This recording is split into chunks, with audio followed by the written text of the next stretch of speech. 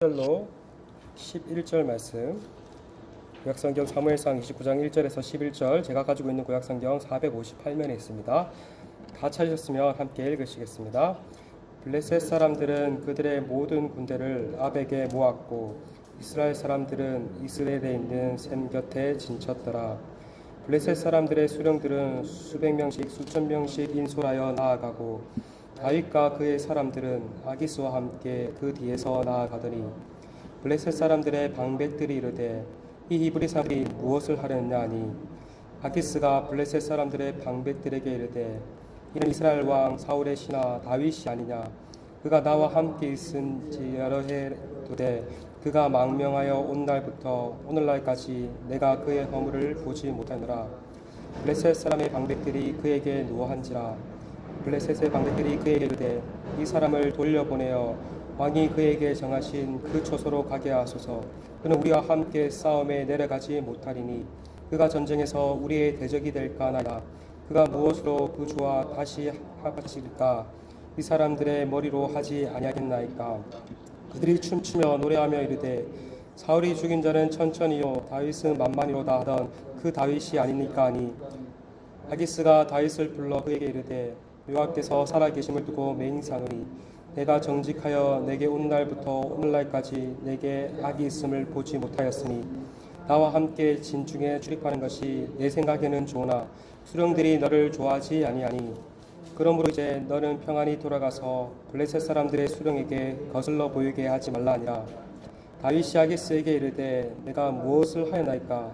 내가 당신들 앞에 오늘날까지 있는 동안에 당신들의 종이니까. 예.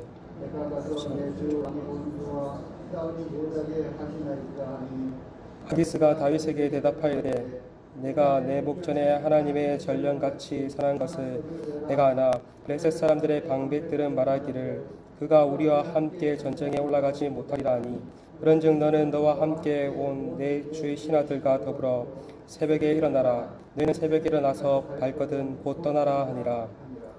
이에 다윗이 자신들과 더불어 아침에 일찍 일어나서 떠나 블레셋 사람들의 땅으로 돌아가고 블레셋 사람들은 이스라엘로 올라가니라. 아멘. 어제 본문은 사울 이야기가 나왔다면 다시 오늘 본문은 다윗 이야기가 나옵니다. 사무엘상의 후반부인 27장부터 31장은 사울과 다윗 이야기가 교차해서 등장합니다. 사무엘상 저자는 그렇게 사울과 다윗을 교차해서 등장함으로써 이 두 사람을 크게 대조하고 있습니다. 앞서 27장 1절에서 28장 2절에서는 다윗 이야기가 등장했죠.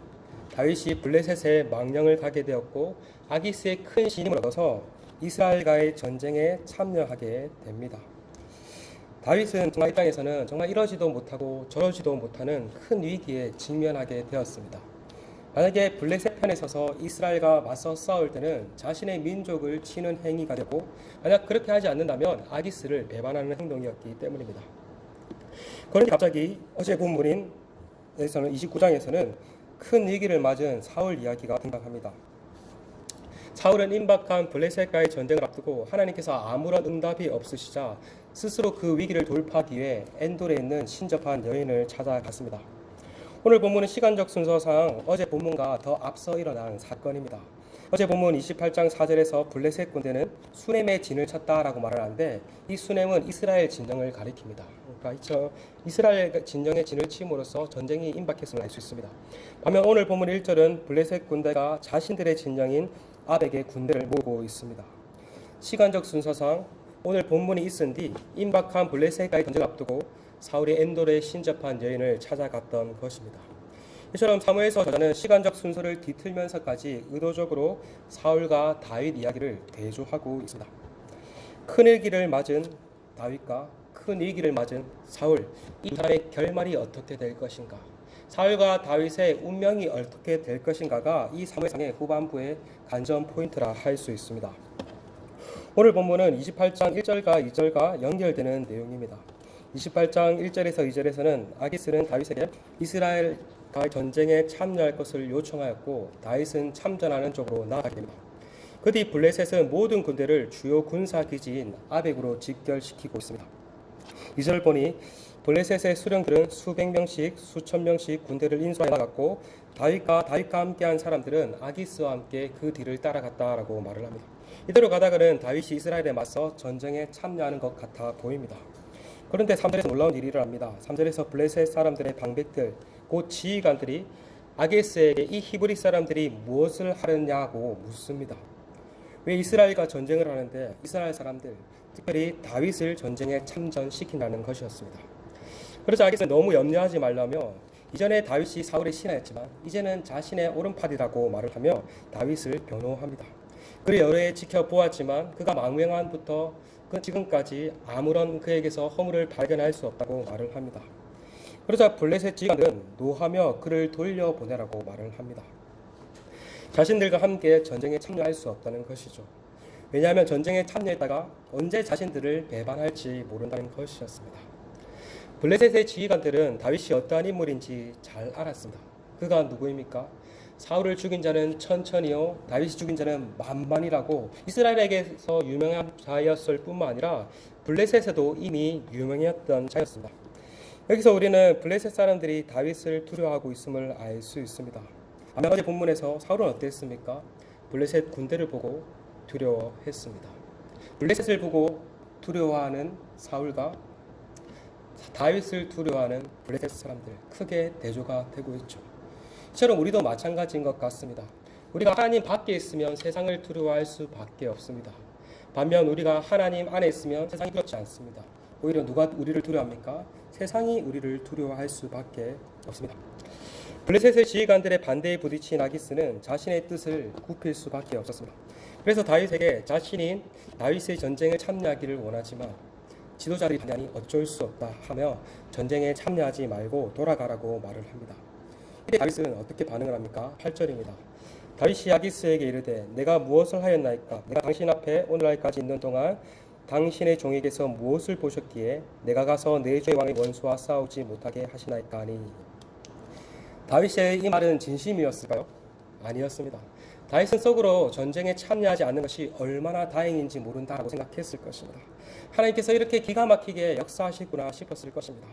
그러나 그는 의도적으로 전쟁에 참여하지 못한 것이 억울하다고 말하면서 이렇게 연기를 한 것입니다. 이전에 다윗은 아기스에게 미친 척을 하며 연기를 하며 위기에서 벗어났는데 이번에도 전쟁에 나아지지 못한 것이 크게 실망스럽다고 연기를 하며 또한 위기에서 벗어나고 있음을 알 수 있습니다. 그렇게 하여 다윗은 이스라엘과의 전쟁에 참여하지 않았습니다. 이후 사울은 블레셋과의 전쟁에서 최후를 맞이하는데 사울의 죽음에는 다윗의 어떠한 책임도 없음을 알게 됩니다. 그는 앞으로 세워질 다윗의 왕권은 사람에 의해서 세워지는 왕권이 아니라 하나님의 뜻에 의해서 세워지는 정당한 왕권임을 보여주게 됩니다. 그리고 내일 살펴보겠지만 다윗은 이렇게 자신의 성읍인 시글락으로 돌아감으로써 아말렉에 의해서 위기에 처한 시글락을 구하게 되는 그런 놀라운 일도 일어나게 됩니다. 실제로 하나님께서는 피할 길을 내어주심으로써 다윗 개인적으로도 구원의 은혜를 경험하게 하실 뿐만 아니라 또 다윗과 함께하는 공동체에게도 구원의 은혜를 베풀어 주심을 알 수 있습니다. 똑같이 위기를 맞이한 사울과 다윗, 그러나 그들의 대처 방식과 위기를 돌파하게 하시는 하나님의 방법은 너무나도 다름을 알 수 있습니다. 어제 본문에서 사울은 위기를 맞이했지만 하나님께서는 아무런 응답을 하시지 않았습니다. 그래서 사울은 자신의 방식과 자신의 힘을 가지고 그 위기를 극복하려고 했습니다. 그러나 다윗은 어떻습니까? 다윗은 다릅니다. 그 위기의 순간에 하나님께서 보이지 않는 그 손길로 다윗의 피할 길을 열어주심을 우리는 보게 됩니다. 이것이 우리 신자와 불신자의 차이가 아닌가 생각됩니다. 신자나 불신자나 똑같이 위기를 만납니다. 그러나 우리 신자는 하나님께서 친히 우리 신자를 간섭해 주십니다. 우리 스스로 위기를 힘으로 극복하지 않으려고 해도 하나님께서 피할 길을 내어주시는지 그 위기를 극복할 수 있는, 감당할 수 있는 힘을 내어주심으로써 하나님께서 친히 일하십니다. 반면 불신자는 어떻습니까? 그들은 하나님께서 크게 개입하지 않으시기에 스스로 힘으로 해결하기 위해 아둥바둥할 수밖에 없습니다. 여러분, 우리 또한 인생을 살아가다 보면 여러 가지 위기의 때를 만나게 됩니다. 그럴 때 우리는 어떻게 반응해야 할까? 우리 또한 하나님의 때를 기다리며 하나님의 도우심을 구하며 하나님의 방법으로 그 위기를 돌파해야 할 것입니다.